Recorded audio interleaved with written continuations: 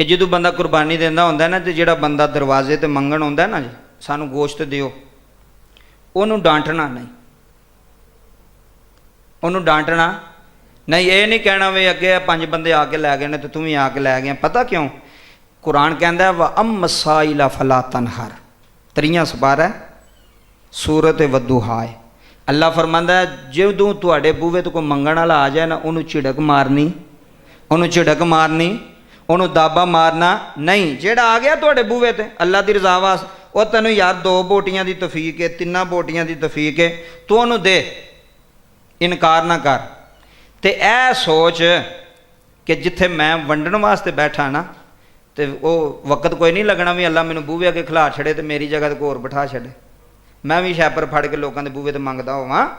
डरो, हर काम में डरना चाहिए। जदों भी कोई साइल तुहाडे कोल आया ना, दिओ जी गोश्त, है जे तो दिओ, नहीं तो फिर माफ़ी मंग लो उनको, भाई जी कोई नहीं खत्म हो गया। तो जे है वे तो फिर झिड़क नहीं मारनी।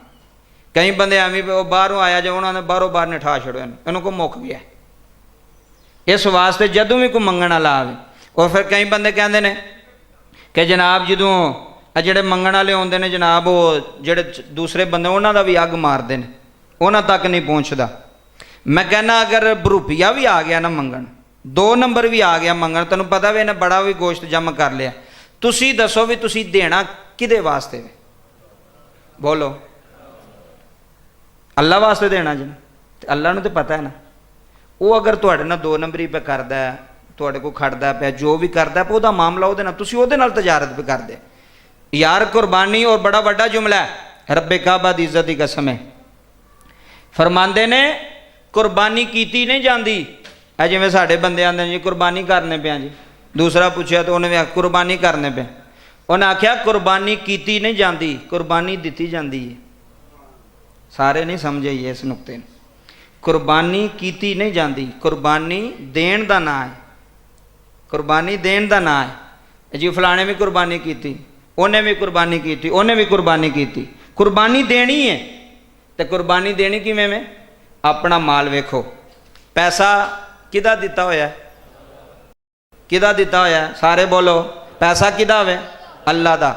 पैसे अल्लाह दे दिते हुए हैं, कुरबानी पे असीं करने, जानवर भी ओदा, गोश्त भी असां आप ही खाना है, गोश्त भी किने खाना है? आप ही खाना है। अल्लाह फरमांदा पैसे भी मेरे तो गोश्त भी आप ही खाओ तो सवाब भी लवो।